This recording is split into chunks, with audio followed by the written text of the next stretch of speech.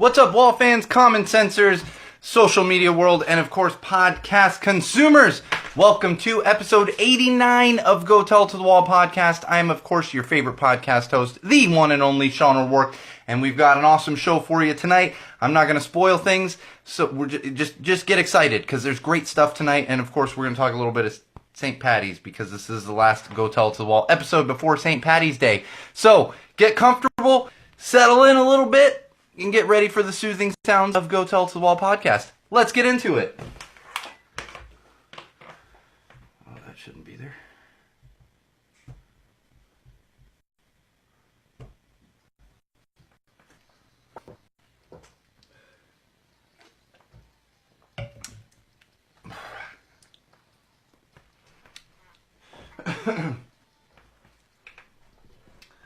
All right, Wall fans, common sensors, podcast consumers.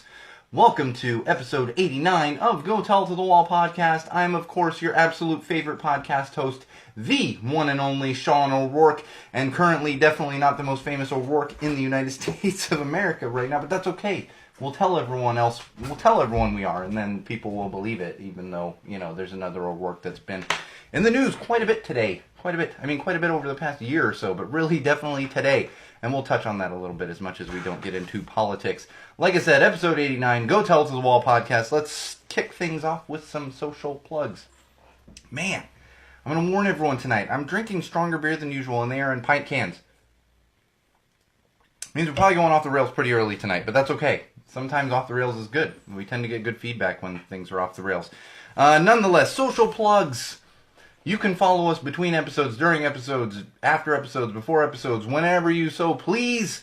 And you can do so in multiple ways. One of those would be Twitter. Definitely follow us on Twitter at TellTheWallPod, as well as at Magic Muppet. Just follow both of them.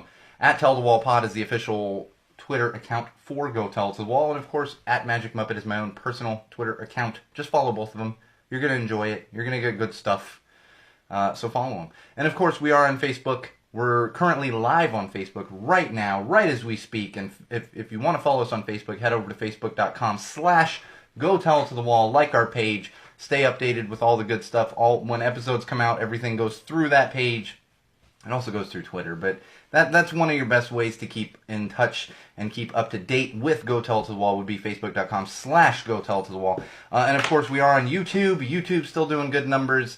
Head on over to YouTube, search Go Tell to the Wall, and subscribe to our channel. That's where you're going to find not only the actual video feeds from our live broadcasts that are pulled from Facebook, but you're going to find additional videos on there. Such as our beer reviews, our parenting section, and a bunch of common sense rants and all that good stuff. You know you want to get in on that, so make sure you subscribe to our YouTube page. And most importantly, all-encompassing of those things I just mentioned would be SeanO'RourkeLive.com. That's right, SeanO'RourkeLive.com. If you don't know how to spell O'Rourke by now, watch the news. Just watch the news, and you should get that spelling correct. But again, SeanO'RourkeLive.com. You're going to find links to all those things I just mentioned, as well as things you're not going to find anywhere else, such as videos, pictures, blog posts, all that good stuff. And of course, the link to our Patreon page. If you are so inclined and have the means to do so, please, please, please support us through Patreon. And you can get the link right there on SeanO'RourkeLive.com. I think you can also get it on YouTube. It's all over the place. But please help us out financially. Helps to keep the studio running. Helps to keep everything moving along. It enables us to bring in new formats and all kinds of new things. So please, please support us on Patreon. And before I forget to mention, there's new videos coming next week on the YouTube channel. I realized I had a bunch of videos in the can already. We've got beer reviews. I've got some other parenting videos. As well as some mental health videos that are going to go up there. We're going to have a whole new playlist on YouTube soon that is all mental health videos, all mental health topics, and that good stuff. Because, as you know, we at Go Tell to the Wall are huge proponents of mental health awareness and mental illness awareness and erasing that stigma. So look forward to that. It's all going to be rolling out next week. And as long as you're following our Twitter accounts and the Facebook page and stuff, you're going to keep up to date on that stuff. So look forward to that coming next week. It's just a matter of me getting enough time to sit in the studio and actually get the stuff up. And it's probably not going to happen this weekend because it's St. Patty's weekend. I just know. Yeah, it's not going to be a lot happening as far as that's concerned. But next week, it's all going to be coming your way. And I don't want to say most importantly, but what you're all most excited about would be the beer this week. Oh man, I'm thoroughly enjoying this one. We've got a tasty brew from Modern Times Brewery, which is out of San Diego. We've had some of these on here before. I don't know if we've had a ton of them for podcast episodes, but there are definitely beer reviews up on the YouTube channel of Modern Times. And this is their City of the Sun Hoppy Juicy IPA. The City of the Sun Hoppy Juicy IPA. And you know where this is going. This is one of those juicy IPAs. It's kind of riding that line between a New England style IPA and like a juicy IPA, which has gotten real popular over the past year or so. It's definitely tasty, definitely fruity. You're going to get some fruitiness to it. But you still have the hoppiness to it. So if you're into the hops, you might be into this one. If you're not really into the IPAs and the hops, it might still be a little too hoppy bitter for you. But it's definitely enjoyable. I'm enjoying it, and I'll tell you, they found the name. They not only do they have some like experimental hops in here, because it really has a very, very much citrus taste to it, like a lot of the juicy IPAs. But they actually named it City of the Sun. It's named after a 17th century. It's a crackpot utopian fiction from the 17th century that describes a sun-worshipping theocracy featuring the common ownership of children, goods, and partners with a rigid system of group mating. Yeah, it sounds kind of like Future Man, the most recent season of Future Man. I don't know how much I'm behind that, but it's a name for the beer, and it's tasty. And we do enjoy some Modern Times. I still haven't been down to the tasting room here in Los Angeles. It's a San Diego brewery, but they do have a tasting room in Los Angeles. I got to make my way down there at some point here, because I do thoroughly enjoy Modern Times. I would highly, highly recommend really any of their stouts. They have some really tasty like coffee stouts and stuff, but this one as well, very, very tasty. Real fruity, but it's got it's definite IPA taste to it. So check them out. Check out some Modern Times. Oh yeah. All right, let's get into some social. Let's talk about the elephant in the room. Yeah, if you're if you're listening to this after the fact, it might not be the elephant in the room, but if you're watching on the live feed or you're listening, whatever it is March 14th, which means it's Pi Day. And, of course, it is hashtag Pi Day. Hey, Chris, thanks for joining. We've got our on-air producer, Chris, who has joined. I'm sure Bridget is either with him or will be joining shortly. But again, yes, it's Pi Day. And that's all I'm going to say. Because I'm so tired of Pi Day. Every year it's the same damn thing. We get a bunch of the same damn memes. And it's like, we get it. It's 3/14. Go eat some pie. Did you just need an excuse to eat pie? I mean, that's fine if that's what you needed. But I'm over the Pi Day. So we're just going to leave that at that. But I do want to move on to this next one, which I will probably just get a little bit too ridiculous on. Oh, we got Chris and Bridget joining the live feed. Hi, Chris. Hi, Bridget. And that would be a kind of a viral hashtag that's going around right now, which is hashtag trash tag. I know that seems like kind of a double meaning or whatever, and you can probably figure out what exactly it means. It has to do with trash. And what people are doing is they're going around wherever their neighborhood is, or maybe they're on a road trip, finding an area that is littered with trash and then picking it up, taking a before photo and an after photo of their cleanup and putting a hashtag of hashtag trash tag on it. This is great. I'm fully supportive of people picking up trash. However, when I saw this, I was like, that's great. Do we really need to promote it on social media platforms? Like, just pick up your trash. And if someone else has left some trash, just pick it up. It's easy. And if you don't like picking trash because you're worried about germs or you've got OCD like myself, like I totally get it. I do love it. But Bridget, you're going to appreciate this, what I'm about to bring up. Get one of those like picker-upper things. I've got one. I keep it at the house. That's how I pick up trash when I don't want to actually touch it, and one of those little squeeze handle things. But the reason I was kind of like, okay, do we really need an excuse hashtag, is I'm a burner. Chris and Bridget are both burners. Many people that listen to this podcast are burners. I hang out in the burner community quite a bit. And this is just kind of an everyday thing for burners. Like, you pick up trash. You don't leave trash around, and you pick up trash. You know, so while it's great, I'm happy that it is encouraging other people to actually pick up trash. This is something that burners have been doing for a very, very, very, very, very, very long time. So don't get all high and mighty there too much. Everyone who's like, oh, this is the first time I picked up a piece of trash in my life. Good for you, dude. Maybe just keep your neighborhood clean in general, you know, and not need a hashtag to actually, you know, promote it. I don't know. I'm happy that people are picking up trash. I'm just like, do we really need hashtags to get people to just do kind of a normal everyday thing? But that is the world we live in. That is the world we live in. However, I do agree, Bridget, that's a challenge that's worthwhile. Compared to the other challenges, this is definitely much better. Nobody's throwing cheese at their kids, so that's fantastic, I guess. And some good is coming of it. So I don't mean to say, like, this is dumb. I'm not saying it's dumb. It's just like, you know, maybe pick up trash and don't feel the need to promote that you have picked up trash. Just a thought. Just, you know, just a thought. It's kind of a good way to go about your life and not need to get recognition for every little thing you do, which is just kind of a common humanity thing, you know, have some courtesy. But nonetheless, we're going to move along to some of these other hashtags that I've been enjoying.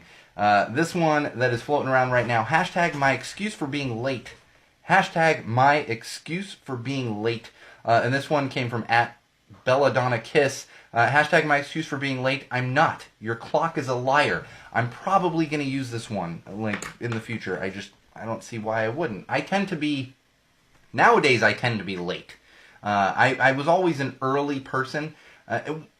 Usually when I'm working, which a lot of Wall fans are going to be like, no, you come into the studio late all the time. Yes, I get that. But usually when I'm working events and stuff and I'm booked for a certain time, I tend to be very early. Now, these days when it comes to social events, I tend to be late because I have a 2-year-old. Chris and Bridget, I'm sure, can relate. It's hard. And they have 2 kids.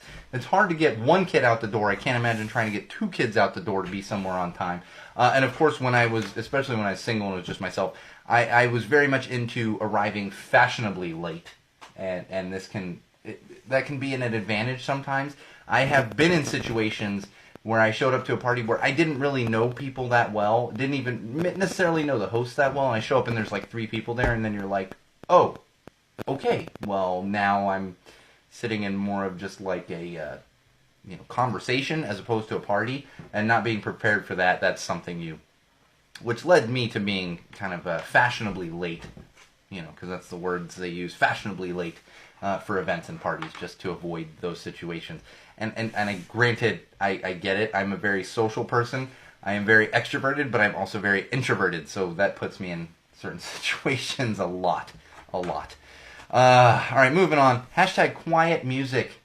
Hashtag quiet music. You can figure this one out. This is people taking songs, which I always love the song things. If you can't tell, if you've been a listener, you know I tend to pull these song hashtags. So hashtag quiet music is there. People are taking song titles or songs and they're turning them into quieter things. This one I really enjoyed. There's one from @JSWilliams 1962. Hashtag quiet music, mime after mime. That's right, mime after mime. The other one I thoroughly enjoyed, especially being a fan of this band, was hashtag quiet music, The Silent Femmes. The Silent Femmes. Not the Violent Femmes, the Silent Femmes. See, I'm like, now I give away the jokes. I'm like, nah, it's not even really a joke. It's just a play on words here. All right, and the last one we've got for this week, man, oh man. I am excited about this one.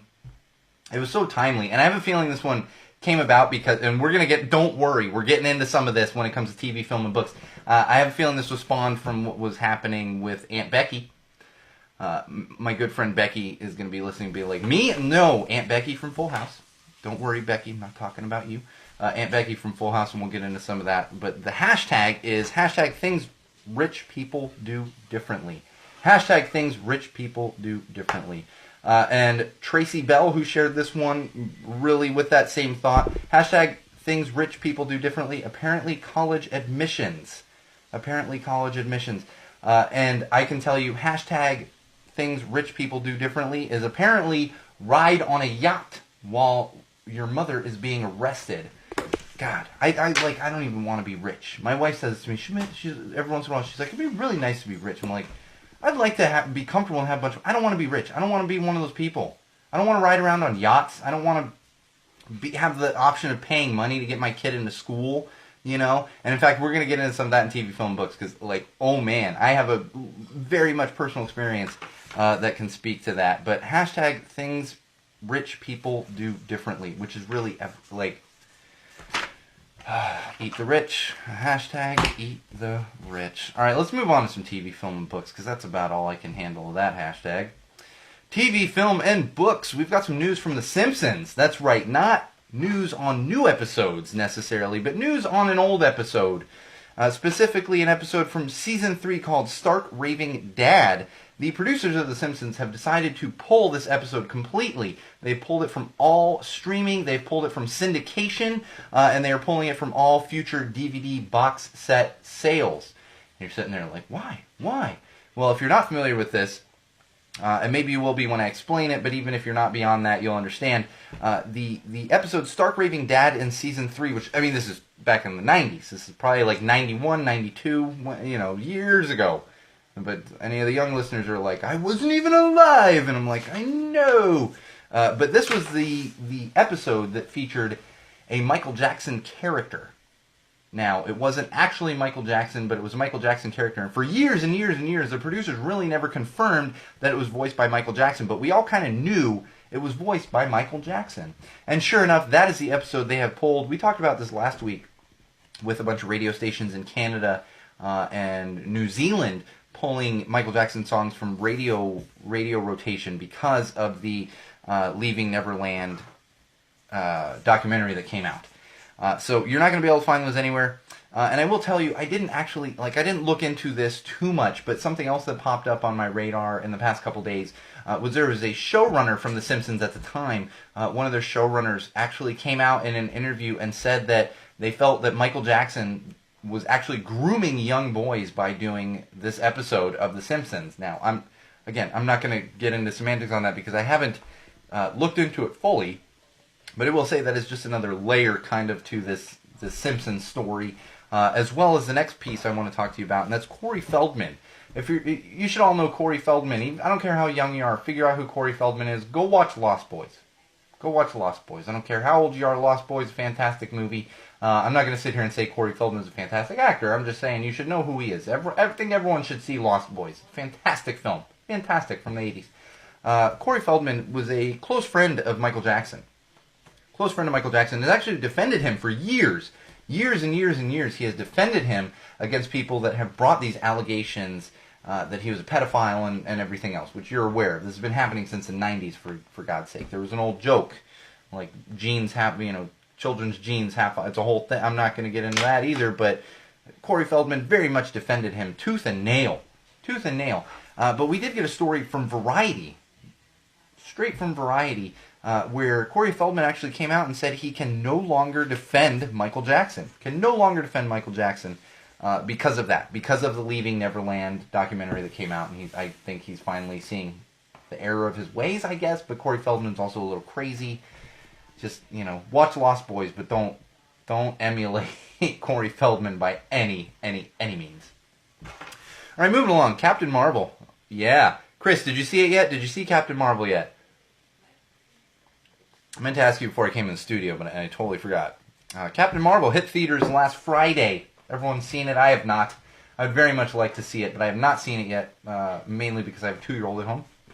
It's hard to get out to the movies. I probably won't be able to see it for like a month. My schedule just got ridiculously packed for the next month or so. I'm seeing like 5-6 concerts. Yeah, of course Chris saw it. I gotta talk to you, Chris, what your specific thoughts are on it. But I'm doing all these concerts. I've got birthdays and everything else. My wife's birthday's coming up. My big little sister's birthday's coming up. It's just one thing after another. So I don't know if I'm going to be able to get out to see Captain Marvel. But I have been following the news. Been following the news a bit because I want to support Captain Marvel. I love Brie Larson and I'm excited to actually get around to seeing it because my MCU Marvel Cinematic Universe kind of following was going way up at one time, and then I got kind of tired of it, and I was like, I just don't care anymore. And then, Infinity War hit, and I was like, boom! Oh, I'm going to be very much into the MCU again now. So I am excited about seeing Captain Marvel, but we did get a fun little tidbit from the producers of Captain Marvel. And if you've seen it, or even if you haven't seen it, this is no spoilers. You know that there is an orange tabby cat that's in it. The cat is named Goose. Again, that's not spoiling anything. And of course, as Chris can attest to, I don't know that he specifically worked, but being in the industry, he can attest to it. I can myself, having worked in the film industry. When you have animals in, especially like cats like that, in a film or a television show, you tend to have multiple cats. So there was multiple of this Goose cat, the same looking cat, but they had a bunch of them. And all of the cats were very receptive to most of the actors on set. Like, there's a scene with Samuel L. Jackson, like, super easy to do. However, the producers ran into some issues when it came to the Skrulls. Skrulls. Now, these are like the funky alien-looking guys, and I don't mean funky like it's just my ignorance to it. They're funky looking. They're aliens. They've got, green skin and all this other stuff. And so what happened was there were scenes with the cat Goose and these alien Skrulls. And the cats weren't really warming up to the people dressed in the crazy alien Skrull makeup. So what they had to do was really adjust some of these cats to be able to be around the people dressed as Skrulls. And what the producers did was they literally cut shooting one day and had the cat kind of hang out with one of the actors that was in full makeup and one of the actors that was not, so that they could get comfortable acting around the Skrulls. I'm doing finger quotes for the cat acting. The cat's being a cat, not to take away from it. It is acting. You have animal actors, but they had to get them comfortable, and I thought that was incredibly amusing because cats are very finicky. If you've never had a cat, they are very finicky. They tend to not like people. They, not like most people, and so it totally makes sense that when you have people in like full-on green makeup and spiky ears, that the cats are like, "What is this? I don't know what's happening." But then they got more comfortable, realized that it was just humans in makeup, and they were able to finish the shooting. Oh man, Chris, did you lose your mind today? Did you lose your mind when the trailer dropped? We got a new trailer for Avengers Endgame, for Avengers 4, which is coming out very soon. We got, I believe it's the final, big trailer that's coming out. And I gotta tell you, even I got excited. I was like, oh, I'm very cynical when it comes to movie trailers and stuff. I remember when the Star Wars Episode 7 trailer came out and people were like, I'm crying! And I was like, grow up, dude. Grow up. It's a freaking movie trailer. I'm not saying I cried at the Avengers Endgame trailer, but I watched it. Agreed, Chris. Chris is pointing out that it's an awesome trailer. I watched it, and I was like, oh, it's a mosque. It was, oh gosh. Breaking news is literally coming into the show right now. There was unfortunately a mass shooting in New Zealand, and I just saw it come across that it happened at a mosque. Happened at a mosque in New Zealand. We'll probably be talking about that next week, depending kind of what comes down in the news. Apologies, I know I was right in the middle of something, but we're getting breaking. I was walking in the studio, my wife was like, there was a mass shooting in New Zealand. I went, holy crap. But as I was saying, I don't want to sit here. I got super excited. I'm not going to sit here and break it down and dissect it. What I will say is just enjoy it.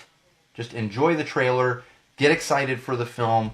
Don't get into all the ridiculousness of Easter eggs and we're going to break this down. If that's what you want to do, that's fine. I'm not saying you're bad for wanting to do that. I'm just saying just enjoy it. Just enjoy it for what it is, a trailer. Look forward to the movie and just be blown away at the movie, assuming it's going to be good, which I'm sure it is. Oh, man. Oh, Aunt Becky. Oh, Aunt Becky. I'm not going to get into details on all this. I have it in TV, film, and books because Lori Loughlin, as well as Felicity Huffman and some others, have gotten in trouble this week for a college cheating scandal. College cheating. I don't want to get into all the semantics of this, but the college cheating scandal. They're in some trouble. Lori Loughlin, Aunt Becky, was actually arrested this week. As was Felicity Huffman, I believe. Again, I'm not following this story that closely, partly because it wasn't a huge surprise to me. I was like, yeah, no, I grew up around rich people. This is what happens. I wasn't rich, but I grew up around rich people. Yeah, this is what happens. And it's extra funny because people were like, well, why didn't they just buy a building for the campus? That would have been the legal way to get your kid in. It's like, so that's better? That just throw your money around? You see what happens when throwing your money around, or even fake money for that matter, we end up with an orange asshole in the White House. We need to stop this. Stop it. And I bring it up because apparently Lori Loughlin was fired from Hallmark, the Hallmark Channel, because apparently she was on the Hallmark Channel. I don't know. I don't watch the Hallmark Channel. Nothing against people that do watch the Hallmark Channel. I don't watch the Hallmark Channel. I don't think I get the Hallmark Channel. She was fired from her job at the Hallmark Channel, as well as her daughter, Olivia Jade, who's actually kind of at the center of this. She lost her brand partnerships, one of them being Sephora, among many others, because, of course, she's like an Instagram personality, and that's what happens when your parents are filthy rich and you're moderately good looking. You get into whatever college you want to because your parents pay people, and you also just get to automatically be an Instagram star because your parents are rich and famous. Famous. She's Aunt Frickin' Becky. Her dad is Massimo whatever. Yeah, that brand that was kind of hot in the 80s, and then Target, like, they put a bunch of Massimo in Target, and then it just kind of, I don't even know if Massimo even exists anymore. I mean, the dude does. I don't know if the clothing brand even exists anymore, but that's what happens. And I'm telling you, like I said, she was on a fucking yacht. She was on a fucking yacht with one of the trustee members from USC. On a yacht while her mother's getting arrested. And it's like, this is what's ridiculous. I'm not saying if you're on a yacht, you're ridiculous, but this is what's ridiculous. She's a college student. Why is she on a yacht with one of the trustees of USC? Why? Why? There's no excuse for that. There's no excuse for that. And you know that trustee isn't like a 25-year-old. Like, come on. Let's call a spade, people. Let's call a spade. And I'm just so sick of rich people. And I'll tell you, here's the thing. If you think this doesn't happen all the time, and I'm not saying this is apples to apples, because I realize there are athletic scholarships and all these other things. I have a cousin who went on a 5-year full ride to University of Texas. Now, granted, he was also an academic All-American, so he was pulling his weight. He was more than worthy of being accepted to University of Texas. But I've seen this happen. I went to a private high school. I am a product of 13 years of private Catholic education. I think I've said that on this podcast before. 13 years. Let me take a sip here. 13 years. My high school was not cheap to go to. And in fact, my senior year, because my family didn't have a ton of money. I mean, not my immediate family. There's some money floating around in extended family. My immediate family didn't have a ton of money. And almost couldn't afford to send me to my high school for my senior year. In fact, I thought I was going to be going to a public high school for my senior year after spending 3 years at the same high school. Simply because my parents couldn't afford it. Simply because my parents couldn't afford it. This is high school. And I will tell you right now, and here come my fellow alumni they're going to start getting on me about this. I'll tell you right now, there were people at my school, absolutely people at my school, that were not paying to go to school there. They weren't paying. Their schooling was paid for because they were good at sports. And I say it's not apples to apples because it's high school versus college, and yes, college. In colleges, they have athletic scholarships because that drives revenue for the university itself or the college. However, in high school, it's actually completely illegal. It's not allowed. You can't recruit in high school. You can't give out athletic scholarships in high school. You couldn't when I was in high school. But there's kids in my high school that weren't paying to be there because they have athletic ability. And trust me, I had athletic ability too. I can't imagine someone that didn't have any. But because my parents didn't have the money, and I got lazy by the time I was a senior and wasn't quite the elite athlete I was as a sophomore and junior, I almost didn't go to school. Now, fortunately, a very, very, very, very close friend who unfortunately is no longer with us was able to basically pull some strings and get me back into school, and it was eventually paid off. But that's the world we live in. That's the world we live in. Whether it's money or it's talent, whatever it is, that's the world we live in. And then you have wealthy people, rich people that then don't actually have to even spend their money. Don't have to spend it because people give them free shit.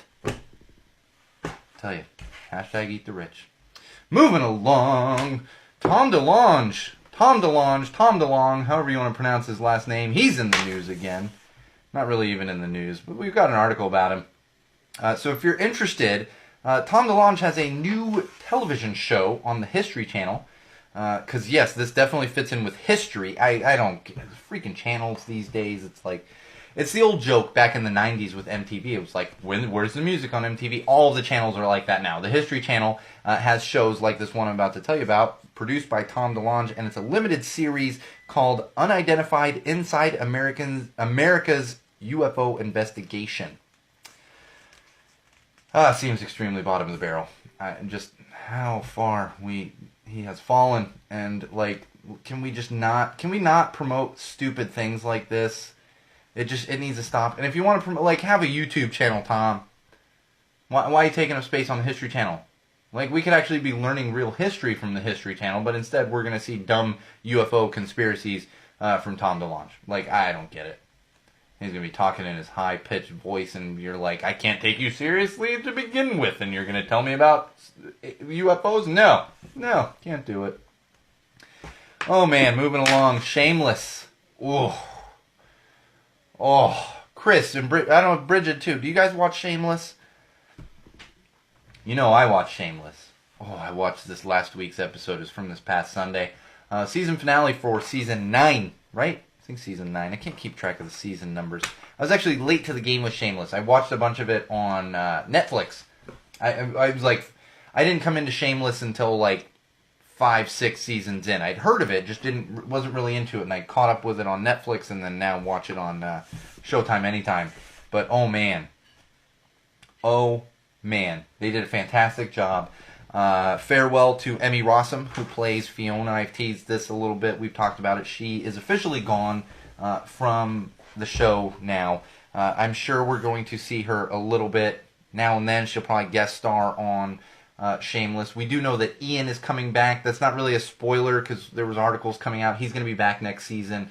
He did make semi-spoiler warning. He made a quick appearance in the season finale, which he kind of had to just send off to Fiona. Made sense, and they did a fantastic job with it. The interaction between her and William H. Macy was fantastic. The interaction between her and Lip was fantastic, and I'll tell everyone right now, I actually teared up a little bit watching the season finale of Shameless. And I'll tell you, one of the things that hit me the most, and this is a no spoilers, if you've never watched the show, I don't even want to give spoilers, I will just say that somebody on the show might be having a child in the future. And then there's someone on the show that has children currently. And so the one that could possibly be having children in the future asks the one that currently has children how he is such a great father. And he says and excuse my language, I know I already dropped a couple F-bombs, and he said to the guy, I don't want to fuck them up. How do you keep from fucking up your kids? And he turns to him and he says, all you got to do is love them, man. He says it just like that. All you got to do is love them, and you won't fuck them up. And I'm sitting on my couch. It's middle of the day. My 2-year-old's napping, and I just went, oh my God. That's the epitome of parenting right there. Just love them. Just love them. That's all you got to do. If you love them, maybe you're not going to do the best job, but you're not going to fuck it up. You're not going to screw it up. Just love them. And it's like, when it comes down to its core, that's what it is. Bridget is agreeing. No, maybe you're just saying Shameless. I don't know. Yeah, I thought you guys watched Shameless. Just love them, man. Just love them. That's the epitome of parenting. It's the epitome of life. Just love each other. Love and support each other. Don't hate. We're going to get some hateful people here shortly. One last thing on TV, film, and books. Chris, we got a new show coming in a couple weeks. 2 weeks from tonight. 2 weeks from tonight. New show for you to watch on NBC. Wait, right? NBC? Yes, NBC. New show called Abby's. We talked about this briefly. And you know what's funny? Abby's is going to be premiering on NBC March 28th. And I actually didn't realize this when I was looking at the original stuff on it, when Chris was kind of giving me some info. It actually takes place in San Diego. I don't know why you weren't telling me that, Chris. That's just an extra little tidbit on it. I love San Diego, despite the fact that it's a little red down there. I love San Diego, and so I'm glad that this is taking place in San Diego. I also love many of the actors that are on this show. It's coming out, premiering March 28th on NBC. And yes, you might be saying to yourself, March 28th, 2 weeks from tonight. That's a Thursday. Haha! Here's the cool thing. You can totally get your drinks ready, cuddle up, listen, and watch some Go Tell It to the Wall podcast, whatever episode number that might be. And then once Go Tell It to the Wall is over, at 9:30 on NBC, you're going to be able to watch some Abby's. That's right, Abby's. This is the show where Abby, the main character, has set up a bar in her backyard and is serving all of her customers, which is really neighbors and friends and everything. I'm super excited about this. And of course, we're promoting it very heavily. Congrats to... Oh. My friend is actually sitting in the living room with my wife and sending me messages on the phone. I'm sure it's a good one, though. Probably having to do with interrupters who are currently playing a show in Boston. They're probably done by now. But Abby's congratulations to our very own on-air producer, Chris Hassong. On-air facts and information producer, Chris Hassong, who is the AD on Abby's. So, of course, I know the show's going to be fantastic. Like, I'm positive of that. I haven't seen it yet, but I'm positive of that. But even if it was terrible, Chris, we'd still be telling everyone to watch it. But Chris doesn't work on bad shows. That's the thing. He does not work on bad shows, so I know this one's going to be fantastic. Mark your calendars, set your DVRs. I'm going to remind you next week and the week after. Just quick reminders, so check it out. Music. Oh, man. Man, I'm not a huge fan of this guy. I appreciate his music. I'm not a huge fan. But Steve Aoki, the DJ, he's a well-known DJ, actually released a new album today.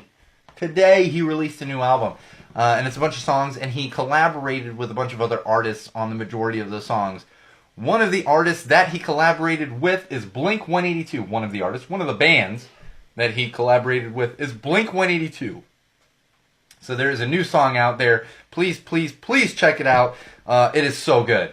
It is so good. The funny thing is with Blink, I love Blink. I support them no matter what. Mark did this stupid little Simple Creatures thing, and I'm like, I don't care for this, Mark. That's fine. And I'm not saying, if you like it, that's fine. It's just, it wasn't for me. Travis is always doing crazy stuff, and I'm like, okay, Travis, this isn't for me. And then the Steve Aoki thing dropped today, and my head just went, I was like, oh man, there is the Blink that I love collaborating with another artist. And I'll tell you, I like Matt Skiba. I like him. And I'm not saying I disliked his vocals on the last Blink-182 album, but if you check out this song, you can find it on YouTube, find it wherever. Check out this song. Oh man, this was, I watched the video and listened to the lyrics, and I was like, oh, Matt Skiba is fantastic. Not to say he wasn't great, but I was like, he is fantastic. Fantastic. Great vocals on that track. Check them out. And, of course, you've got vocals from Mark. And speaking of Blink-182, there's some more news from Blink-182. Travis Barker did an interview recently and was asked about the new Blink-182 album that they're currently working on.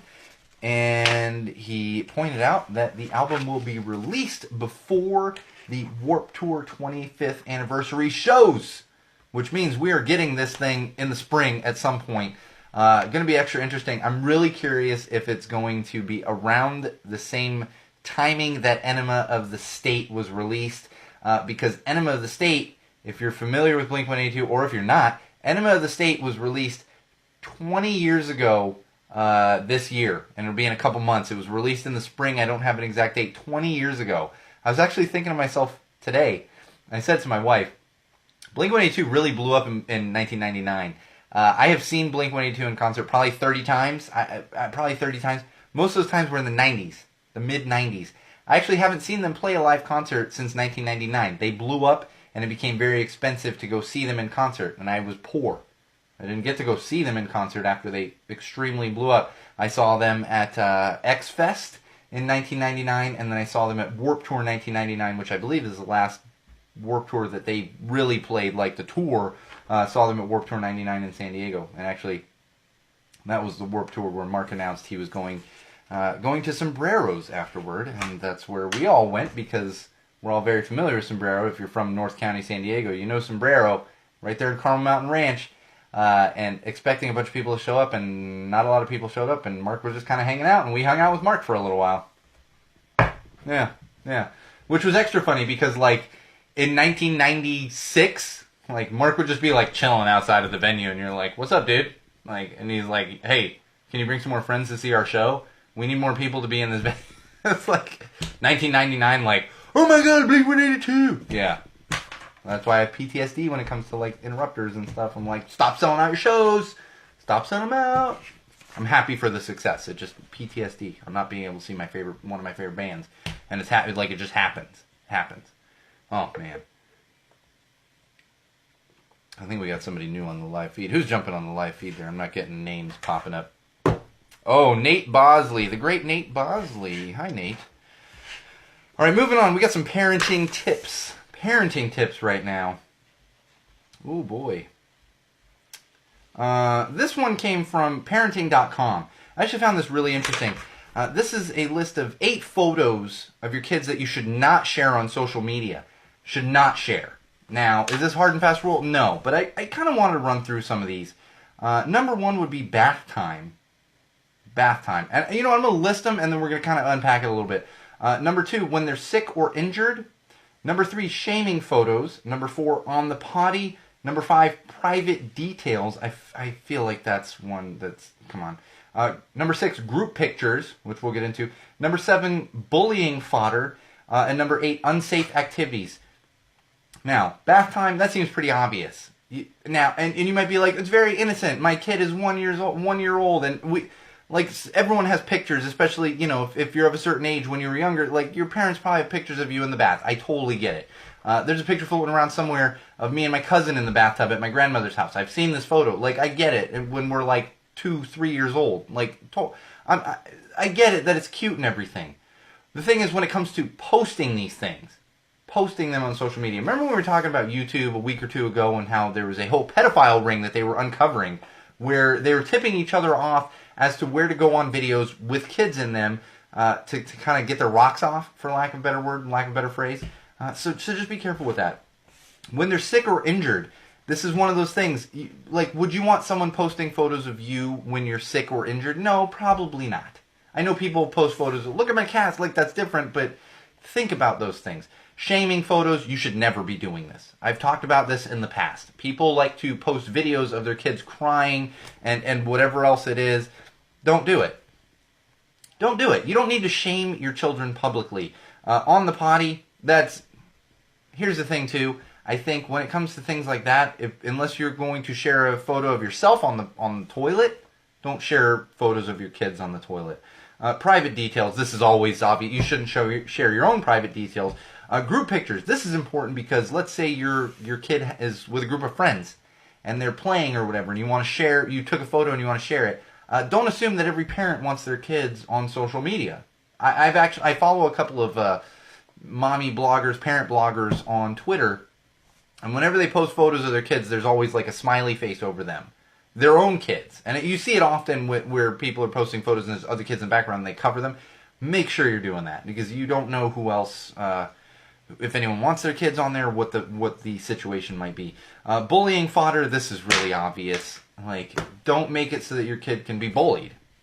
Just don't do it. I feel like all of those first 6 fall into the bullying fodder category because they could all be construed that way. And unsafe activities. Yeah, don't let your kids do unsafe activities. Just don't do it. And definitely don't post about it. Another thing I want to talk about in parenting. Oh man, this one's all too real for me. Chris and Bridget, you can probably relate, I'm sure. And that would be toddler proofing. Toddler proofing. It's kind of a thing that parents don't necessarily talk about, and I get why. But what happens is, when you have a baby, and your baby starts to move around the house, you baby-proof, And you're like, all right, put these in the outlets, and cover the outlets, and put the gates up, and all these other little, cabinet locks and stuff. What happens is, they get a little older, and they start walking around, they're taller, they can reach more things, they're more curious, and you actually have to go through, a second round of proofing. Toddler proofing. This happened to me the other day, actually. I went into the kitchen for something, and I come back out into my dining room, and my daughter is holding one of those super tiny, not the tiny liquor bottles, but one of those single glass wine bottle situations, that was sitting on our bar in our dining room, well out of reach for her, but she just hit the point where, see, that's what I'm thinking, Chris. It is harder too. Chris is pointing out that it's harder. He has done this twice now. He has a 6-year-old and a 3. Phoebe's 3. 6-year-old and a 3-year-old. So he's done this a couple times, and it does seem harder because when this baby stuff, you're like, okay, you buy this baby proofing kit and you put it all on the things. Now it's like I said, she's holding one of these tiny wine bottles, and I'm like, oh, what are you doing? but she's able to reach it. This high area that for the longest time, for oh my God, 2 years or whatever. I mean, less than that, but however long she was kind of crawling and walking and moving around to now. Yeah, that's where I'm learning, Chris. That's how you learn how tall they are. And I think my 2-year-old had a growth spurt, and she's holding it, and I'm like, oh shit, no, you can't have that. So now I'm going through these new rounds of toddler proofing here, which is a lot of fun. Kids are fantastic until you have to like keep them safe, and then it's like, Jesus Christ, there's so many things to do. But it's okay. It's okay. Oh man, I'm losing my breath tonight. I'm drinking pint cans and stronger beer. I don't know how we're not off the rails yet, or maybe we're off the rails and I just don't realize. I'm just like, ignorance is bliss. Ignorance is bliss. Let's move on to some mental health. I want to run through this real quick because we're going to start running out of time here. Now I found this article on The Mighty. I love The Mighty. It's fantastic. If you struggle with mental illness, or you have relatives or friends that struggle with mental illness, mental health problems, The Mighty is a great resource. And one of the articles I found on here was 10 paranoid thoughts people with anxiety can have. Bridget, what rails? I think that's going to be our new theme. I was thinking about this because I posted a photo where my daughter was doing very much a Back to the Future pose. Where we're going, we don't need rails. Bridget, please make sure I remember. That's too much to write down. Where we're going, we don't need rails. I'm using that one now. Rails. Let me just write rails and hopefully I'll remember. Mental health. 10 paranoid. These are 10 paranoid thoughts people with anxiety have, and I just kind of want to run through these real quick because we're going to end up running out of time. Maybe we'll go over a little bit tonight. And these are and what I want to do is just and share not only that these are normal, but kind of a little bit of my own personal experience with these. Number one would be there's been an accident. This is pertaining to if you call or text someone and you don't hear back for a while, where your mind can go. Now, I do this all the time. All the freaking time. It's not even funny. Now, I don't do it with my friends or my casual friends where I'm like, well, I haven't heard back from a text for 2 hours and I assume they're working. What I do is people that I know are going to text me right back. Like, let's say, for instance, my wife. If she's heading somewhere and I'll be like, text me when you get there just so I know everything's cool, and she forgets to text me, I immediately go to, oh my God, she got into a horrible car accident and she's in the hospital somewhere. That's just what you do. When your mind works a certain way, that's what you do. Number two, I'm going to die.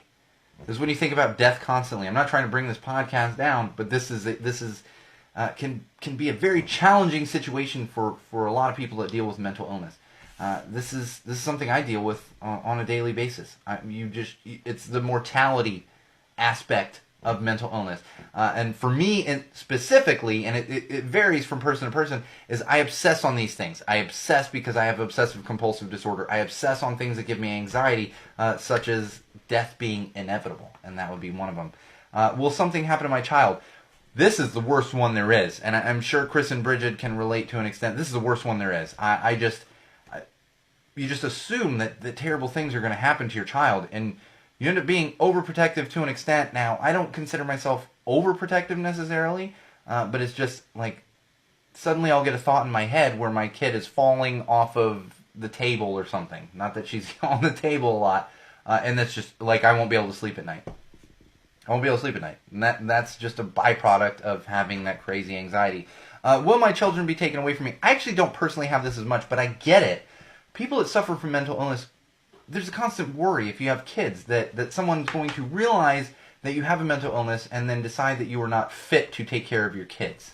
I could see that definitely being a problem for a lot of people. I'm not good enough. Oh man, this is me every single day. My wife can tell you every single day. I'm like, I'm not good enough. I can't do this. I'm not good enough for this. I do this before I go in the studio every fucking Thursday. Every one of them. I'm like, I can't do this. Why am I doing this? I'm no good at this. I do it before I go do live events, and I get this anxiety before I go on stage, and I'm like, I can't do this. I can't do this. Now, of course, I have to push past that, and I get to a point where I am good enough, but that's a struggle. And for some people, it can be very debilitating. My partner will leave me because I'm too much. I could see this being I've said this many times before. Definitely find a partner who is supportive and can be accepting of your mental health problems, your mental illness. My wife is a perfect example of that. Perfect example. In fact, I think she sometimes gets to the point where she knows I'm just kind of like ranting about something because I'm having a bad day or whatever, and she's just like, okay. Like she knows when I need the help and when it's like, okay, just let him kind of putter out here. You know, it's like having a toddler. Like, just let him work the energy out. I'm like a toddler essentially. That's what I am. People are watching and judging me. Good Lord. This is my problem with going to any parties or social situations. Sometimes I will come home, I will lay in bed, and I will go over every single conversation, think about every dumb thing I said, and then just assume every single person thinks I'm an idiot and hates me. Yeah. I have to be too perfect. Number 8. Number 8, I have to be too perfect. This one, perfection is a certain thing. I think if you're obsessing on those instances of perfection, whatever it might be, then that makes sense. It's really, but just know that nobody's perfect. Nobody can be perfect. Nobody. Nobody likes me, they just tolerate me. That really goes back to, I have this problem myself. I have like my wife and maybe like 2 to 4 friends that I don't worry about this with, but other friends, like I'm just constantly like, oh my god, did I say something stupid? What is this? And I'm reenacting things in my mind. Number 10, everyone will leave me. Everyone will leave me. That is just a constant worry for anyone that has any kind of mental health problems, especially when it comes to social interactions. And it's just one of those things that you have to deal with on a daily basis. And I bring these up because these are important things to consider, not only if you have mental health problems or you struggle with certain things, but if you have friends that do, you have family that do, then that is something to keep in mind. I'm actually going to skip the next topic here on mental health. Let's run through some tech. I feel like we run through some tech a lot. All right, here we go. Let's run through some things here.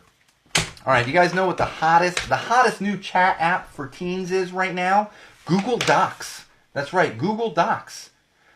Teens aren't necessarily using this at home. What's happening with this is because so many laptop computers and computers are being used in classrooms, students are using Google Docs and other Google programs for writing and whatever else, you know, there's a PowerPoint version they have, like, and Sheets or whatever, and there's a way to communicate through those. So nowadays, what kids are doing, like when I was younger, you passed physical notes in class. You wrote a note and you passed it. Nowadays, what kids are doing is they're actually using Google Docs to pass notes during class as opposed to passing analog notes. I like that too. Analog notes. Oh, Facebook. Did you guys notice Facebook was down? Oh, yesterday Facebook was down for so long. Oh, it's crazy. All the hipsters lost their minds. It's not hipsters on Facebook anymore. Everybody lost their mind because Facebook was down. The hipsters lost their mind because if Facebook's down, you know that means Instagram's down. So that's where the hipsters started losing their mind. Facebook blamed a server configuration change. Facebook, get your shit together. Come on. This is silly. I was fine with it. I didn't care. As long as it's not a Thursday, I'm good. Facebook, be down. We're good. Be down. I'm fine. But then in further Facebook news, we got news just today that Facebook is challenging Twitch and YouTube, and they have added a gaming tab to their main navigation. Gaming tab. So essentially, they're trying to tout now gaming on top of the 50 million other things that they do. Yeah, you can't keep the site up. You can't keep your website functioning, but by all means, add a gaming tab. And oh yeah, I still see the freaking Ray-Ban spam every fucking day when I go on your website. Take care of the Ray-Ban sunglass spam before you start adding other shit to your website. Jesus Christ, I feel like I could be running Facebook, and I don't have to technical knowledge. I'd sit in a meeting and be like, fix the Ray-Ban thing before we add gaming or dating or all this other stuff. Fix the dumb stuff first. Come on now. God. Some news from Verizon. They're launching 5G. Their 5G network is going to be launched in Chicago and Minneapolis on April 11th. This is an actual 5G network. This isn't that AT&T bullshit that they do, 5G 5G evolution, where they're trying to trick you into thinking that you're getting 5G and Apple's like, here's a little 5G symbol on your phone. So you think you're getting advanced technology, but you're not. You're just getting a dumb thing that we named 5G. No, this is actual 5G coming out from Verizon. It's going to be starting at $85 a month for their base plan. The interesting thing is there will be no throttling on their 5G as of now. No throttling. But keep in mind that Verizon itself only has 2 different phones that are actually 5G capable, and they are Motorola and I think they're both Motorola actually. So in about a year or so, you're going to see some Samsung 5G phones and all that good stuff. So it might be worth waiting. And at the cost, I don't have problems with my 4G. I'm good, but I could see the appeal of 5G. If you're in those areas, check it out. Maybe think about, upgrading to that plan, upgrading a phone, whatever you got to do. Try out the 5G there in Minneapolis and Chicago. Moving along. News when it comes to smart speakers. Not really news. Smart speakers. Adults and smart speakers, actually. There's a new report out that says 26.2 of U.S. adults own a smart speaker. 26.2. Over a quarter of adults in the United States of America own a smart speaker. That's right. Now, we have found that Alexa is still the most popular with a 61% market share compared to a 24% market share from Google. I totally get it. We've got 3 smart speakers in my home. We've got a Google Home and 2 Google Home Minis. I get it. There is a certain appeal to it. I like talking to my thing. I don't talk to it for all the ridiculousness, but I like just asking it for a quick tidbit of information or calling up music, which is really what I do most of the time, is call up radio stations and music and stuff. Oh, this is what I've been looking forward to. All day I've been looking forward to this. You guys have sex robots at home? Who's got a sex robot at home? I don't. I don't know why I'm raising my hand as if it's a joke or something. Well, if you got a sex robot at home, here, Robot. I feel like I'm Murray Goldberg from the Goldbergs. Robot. If you have a sex robot at home, beware. We have some cybersecurity experts that have come out with warnings saying that hackers could remotely hack into your sex robots, taking full control of the sex robot, including the ability to pick up objects such as knives and guns. Yeah, not worth it. Don't give in to the robot overlords, people. Just don't do it. And speaking of weird sex things, we now have available on the market a wearable penis camera. You heard me right. Don't adjust your speakers. This is why I said at the top of the show, this is where your kids should not be listening. Wearable penis camera. This is a camera. It is called the Cock Cam. Cock Cam. That's right. And you can record 90 minutes of video at 1080p, and it goes right on your penis. Right on your penis. Seriously, this is, it's just gross. We're such a sex-obsessed society. You gotta have your camera, right up in there. Calm the hell down. And also, my immediate thought was, there are so many creeps out there. There's so many creeps out there. You know all the creepy dudes who like to basically date rape women, and maybe the women that like to date rape men. I don't know if that's a thing. I've met a lot of creepy guys in my life, date raping women, and they got a camera on their penis. Come on. And then there's also reports from the company that it can heat up when being used for too long. So some nice third-degree burns on your penis might teach you that you don't necessarily need to have a high-def camera on your penis while you're having sex. What a fucking world we live in. Seriously. This is the world we live in. Oh, and it's also connected... I forgot this part. It's connected to Wi-Fi, and then it transmits to your phone. So, hello, hackers. Just take all nice up-close, footage of some dude having sex with... Really, some dude having sex with a woman or a man. I mean, I guess it goes either way. I was immediately thinking of creepy dudes taking advantage of women. It could be taking advantage of men, too. Alright, let's get into some common sense. Man, I'm so tired this week. I'm just Cousin Beto's running for president. I gotta capitalize on that. Y'all better know how to spell my last name at this point. And actually, I'm going to end with that. We actually had a story about a nurse in Missouri. She shot her boyfriend in the head while they were trying to reenact a movie scene. Yeah, her boyfriend's dead. He's dead. They were drinking and watching a movie and decided to reenact the movie scene. And in doing so, she shot him in the head. Killed him. I don't even know what to say to this. Common sense? Don't reenact movie scenes with guns when you're drinking. Maybe just don't have a fucking gun in your house when you're that dumb. You're that dumb. You pull out a gun when you've been drinking to point it at your boyfriend and shoot? I don't care if you think the gun's unloaded. Grow up. Grow up. What are you, 12? Alright, I'm going to leave you with this one. Actually, I skipped over one. Maybe we'll talk about it next week. We had a report. I don't even know what this is. And I don't care. There was a student who was suspended for targeting the Gay Straight Alliance Club. And what happened was she came into school, saw there were some rainbow flags and some things supporting the Gay Straight Alliance Club, which I'm not sure exactly what that would be. I imagine there's straight kids in there and gay kids, and they're aligning themselves. Alliance. And so what she did was decided to bring in a bunch of Bible verses and post them all over the school because she felt that she was being attacked. And in fact, where is this? And I quote, this is a quote from her, caption from a video she posted. Lebanon schools celebrates evil and punishes righteousness. End quote. Because she was suspended for posting a bunch of Bible verses in response to people who were trying to uplift students who might be gay in their school.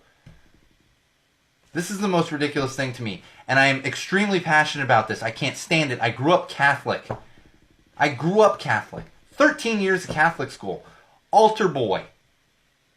I taught religious education at my church. I was kicked out of teaching religious education because I brought common sense into it. I've talked about it on a podcast. Go back to like episode 15.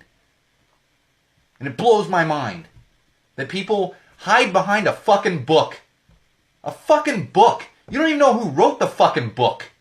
You don't. Don't say Matthew, Mark, Luke, and John. No, they didn't write it. No. It's a cobbling together of a bunch of bullshit. That's what it is. And people hide behind this stupid book and use it as an excuse to be bigoted and hateful toward other people.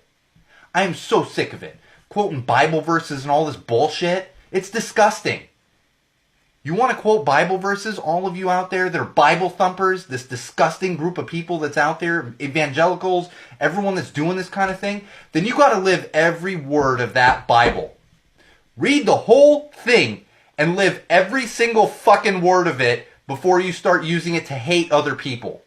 Because you're going to read the whole thing and you're going to realize, oh shit, I can't live like this. Because this whole book is kind of bullshit. I'm not hating on the Bible. If you want to read the Bible and get lessons from it, that's totally fine. That's what it was intended for, to teach lessons. Not to be dictated to people and used as an excuse to hate people, to minimize people, to degrade people. It's disgusting. Disgusting. And I hope this Gabby Hellsinger, that's awesome too. Your name's Hellsinger. Hellsinger. You're a singer in hell. Like, come on. She wishes her name was Good Daughter. I'm just so sick of it. Apologies for the amount of curse words there. I can't stand it anymore. People using a stupid little book as an excuse for hatred. Stupid little book. You know what? Instead of reading that dumb book, go talk to people. Go get out in humanity. Go get out in humanity. And realize the great people that you are degrading by doing dumb shit like this. It's disgusting. Absolutely disgusting. On that note, Wall fans, I'm going to leave you with this, actually. St. Paddy's Day is coming up on Sunday. First of all, never drink and drive. Just don't do it. You got Ubers, you got taxis, you got Lyft, you got friends, whatever it is. Don't drink and drive. Enjoy responsibly. Remember, whiskey can be strong depending on the whiskey. Don't make those mistakes like I've made in the past and do like 10 shots of whiskey and then just be passed out in the corner of the bar. Don't do that. Celebrate responsibly. Wear your green if you so please. I actually informed my wife tonight that she doesn't have to wear green. Her last name is O'Rourke. You're exempt from wearing green. My full name is Sean Michael Patrick O'Rourke. Try to tell me that I got to wear green on St. Paddy's Day. I've literally been awarded a ridiculous hat on St. Paddy's Day because my name was so Irish. And the last thing I will tell you, PSA, every year I like to do this, it's St. Paddy's Day, not St. Patty's Day. And you're like, what? That sounds like the same thing. It is St. Patrick's Day, not St. Patricia's Day. Which means if you're going to say it as in St. Patty's or type it or write it St. Patty's, it's Saint, P-A-D as in dog, D as in dog, Y apostrophe S. It is not Saint, P-A-T as in Tom, T as in Tom, Y apostrophe S. The one with the T as in Tom's is actually a shortening for Patricia. With the D as in dogs would be the shortening of Patrick. Get it right. My father ingrained that into my head at a very, very, very young age. So enjoy your St. Patty's Day this weekend. I will be eating some beef brisket with my family, as well as enjoying some nice Irish whiskey and maybe some Irish beers. I don't know. We'll see how it goes. And probably just drinking a little too much for what my usual drinking is because of St. Patty's Day. And my name's Sean Michael Patrick O'Rourke, for God's sake. I have the right to do it this Sunday. All right, on that note, Wall fans, common sensors, podcast consumers, we are going to wrap it up. This has been episode 89 of Go Tell It to the Wall podcast. Remember, you can follow us on Twitter at Tell the Wall Pod and at Magic Muppet. Also on Facebook, facebook.com/Go Tell It to the Wall. Don't forget YouTube. Head on over there, search Go Tell It to the Wall, subscribe to our page, like our videos, do all the things. And of course, SeanO'RourkeLive.com, especially on the St. Patty's Day weekend. Make sure you're bookmarking, checking back often. You're going to get the blog posts, the photos, the videos, and all the other good stuff. In fact, if you go to the SeanO'RourkeLive.com right now, you can actually see pictures of our on-air producers, Chris and Bridget Hassan. There are pictures of them up on the website, as well as some others. But there are definitely pictures of them up there on the website, so make sure you're doing that. As I mentioned, this has been episode 89 of Go Tell It to the Wall podcast. I'm your absolute favorite podcast host, the one and only Sean O'Rourke. And remember, Wall fans, common sensors, social media world, podcast consumers, no matter what you do, no matter where you go, no matter who you're with, and no matter why you are doing it, always, always use common sense.